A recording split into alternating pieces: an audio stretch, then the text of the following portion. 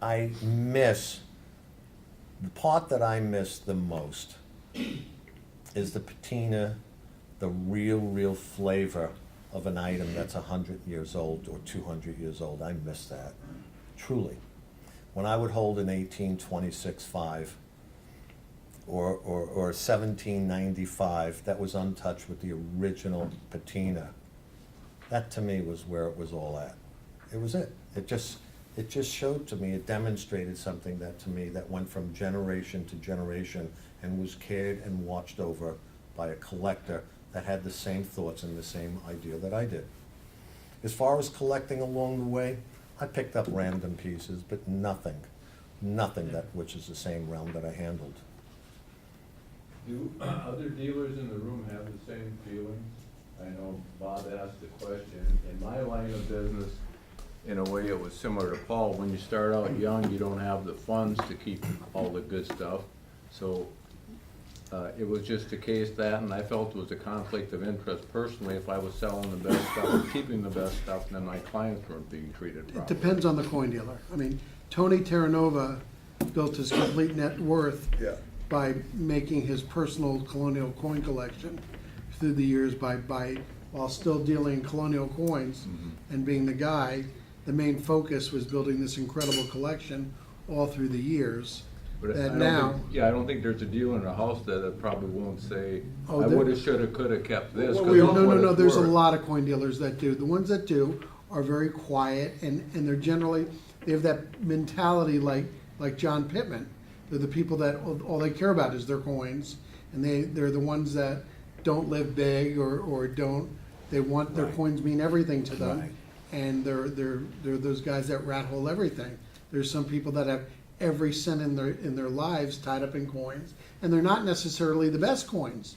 Some guys just have a complete hoarder mentality that are in, Correct. and you see it in every kind of collectible industry.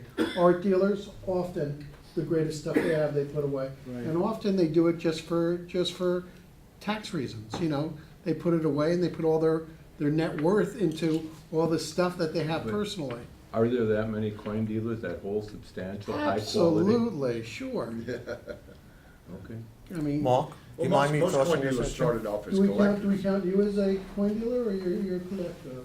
Well, I think you can't possibly learn unless you buy and sell the greatest thing.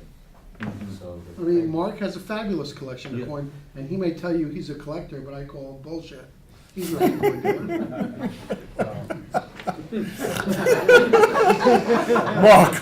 Mark, I respect you immensely. Yeah, he's an incredible collection of Well, coins. I mean, to me, anybody that's successful in any collectible field has to love what you're dealing with, to begin with. I think we're all collectors. Fantastic stuff. Right, I mean, I Unless grew you've up dealt in it. 5, 6, 7 years old loving guns, and that's what I got in, business-wise. Yeah, I think it all depends on what it is. I mean, like when you guys came to my house, you saw, I just love these other things more. So instead of coins, I collect different kinds of knickknacks that I like more. But the point I was trying to make was, I can understand at the beginning you don't have it, so you can't possibly own these things. But over time, you get more wealthy, and then something comes along and you look at this and say, this is the most incredible thing I've ever seen. How can I possibly sell it to anybody? I'm gonna hold it. That's it. Can I touch on that, please? May I? May I? Probably should have got that, $35,000. That would have been a good one. Paul, you answer the question. I would like to You answer have the that. days. I You really answer. would like to answer that, if you don't answer, mind. please. I always look in the dark side of any market. Markets will take an adjustment. And I always think, God forbid, tomorrow, if for whatever reasons, collectibles become just not in favor or dismissed. I would want to own an item that has always been a treasure to me. To me, it's an $18, $22, $5 gold piece. The guys that love grade, what? I'm sorry. You'll get your chance. I'll get my chance. I will get my chance. I will. But if there was one buyer on earth, that should have been me. I would have liked to have owned that coin. And it doesn't fit everybody's taste. It's really not a grade, but it tells a story. It's an item of 17,000 items struck, and there's only one in the collector's hands in the world. One. That to me is an incredible story. And it's a real story. And it tells you the what and hows of the country. I pick up a coin, I could almost tell you 1837 why we were going through a panic in this country. 1932, we were going through a depression. It tells me history. I love history. Most dealers will tell you the same. It tells me. As far as hindsight, I could look back and I could go, oh my Lord, if I only had held that item. And it could eat you out. It could eat your heart out. But I'm here to buy and I'm here to sell. And that's it. That's where it's all at. I go home.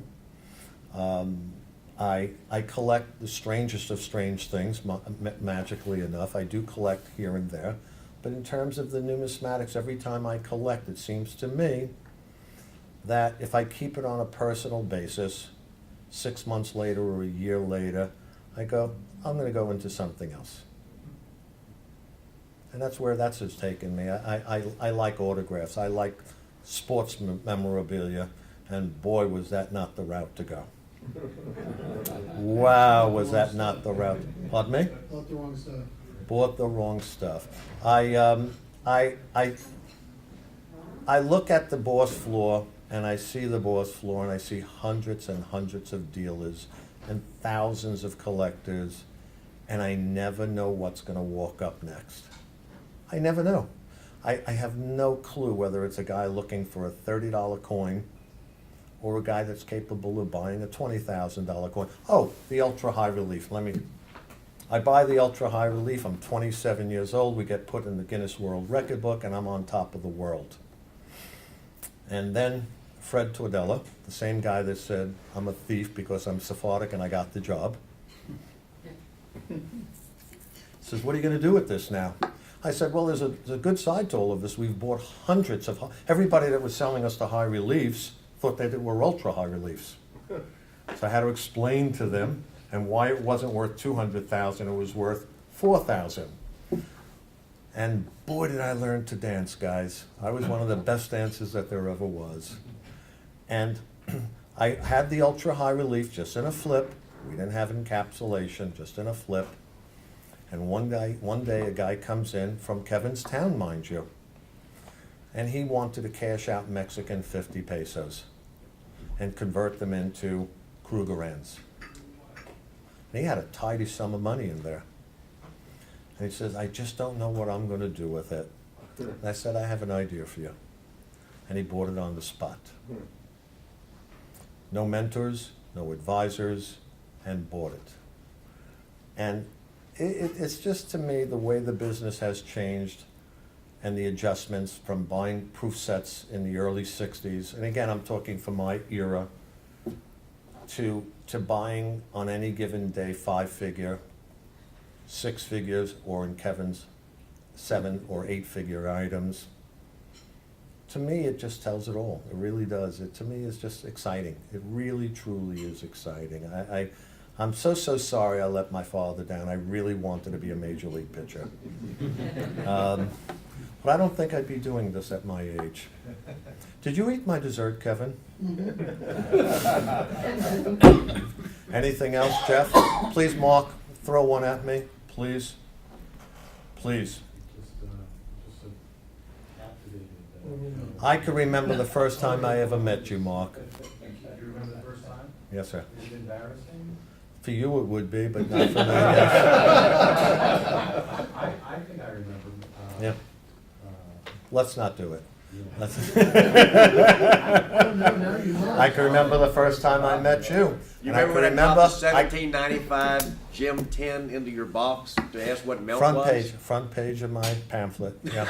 I could tell you one story about you, and then I don't want to take everybody, because I know you want another dessert, Kevin. But one of my favorite stories that involves you, and you don't mind me bringing it up for the 80th time, do you? No, you want to sue me again? Is that the one? Yeah. Okay, go ahead. Yeah, it was the Eliasberg auction, and I had my head in the clouds, and your son had his head wherever it was, and he was sitting on the stairs, going down the stairs into the hotel lobby, into the hotel for the auction, and I rolled right over him and went down an entire flight of stairs. Kevin Hardy.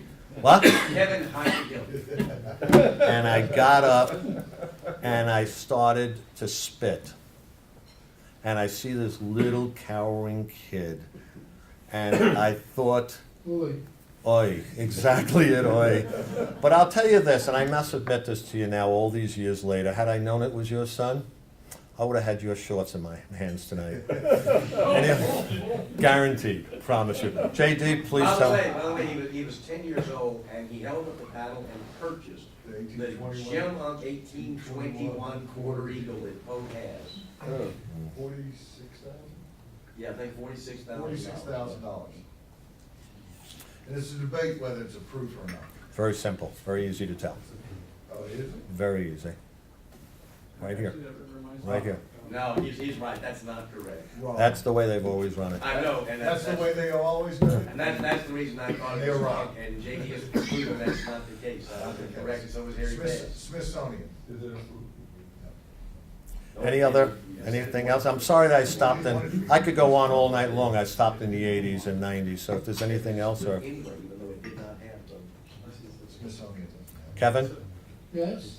I also must tell you that two of my dearest friends in the entire world, one of who ate my dessert, and the other friend is a man I look up to that you cannot imagine and admire. Lee His name Mitchell?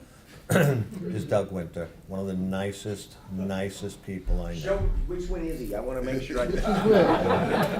And Doug Winter, I want you to just throw one at me, please, just one. Where did all the type 2 gold dollars come from? I don't know. I really don't know. They didn't But go I, overseas. and only Mark Salzberg could answer this. I don't know where they came from. Yeah, they didn't go overseas. They, do you remember seeing gems early on? Real early on? Never saw. No, no way. No, I'm being serious now, do you? JD? It's gold dollars were not very popular, and that's why, Virgil Brand had hundreds of them. yeah, Virgil Brand probably. I But would that say again didn't most come of out the until later, gem guys. gold That dollars didn't come out that we until see later. today, the Acres coins and all of those are traced to Virgil Brand, because he was. the That's one that- until later, again later. That comes out later. Yeah, he bought them in quantities. Now, gem gold dollars, type 3s, Type 2s. basically, or we took type 2s. Well, type They're 2s separate. and Type type 3s are pretty, other than everything from 1880, Right. excuse me, 79 forward, are hoard common coins. Right. Right. But they didn't Rolls circulate. of They didn't circulate. Right. The proofs, the reason they made so many proofs is there really was jewelry demand. The banks did not get enough mint-state coins, so the jewelers started buying proofs because they were $1.25. They started buying them 50 to 100 at a time. And I never believed the story, although it was in Breen and Bob Julian reported it, but it's in the Mint report, 1884 Mint report. They actually discuss that they had to make extra proofs because of the demand from the jewelry trade. So the type 2 gold dollars, I'm guessing, didn't circulate, so they went to hoarders more than collectors, and Virgil Brand was certainly fit the hoarder category as opposed. He was obviously a true collector, but he was also a hoarder. He had hundreds of certain dates. I thank you very much, gentlemen and ladies. Anything else I could share with you? Thank you.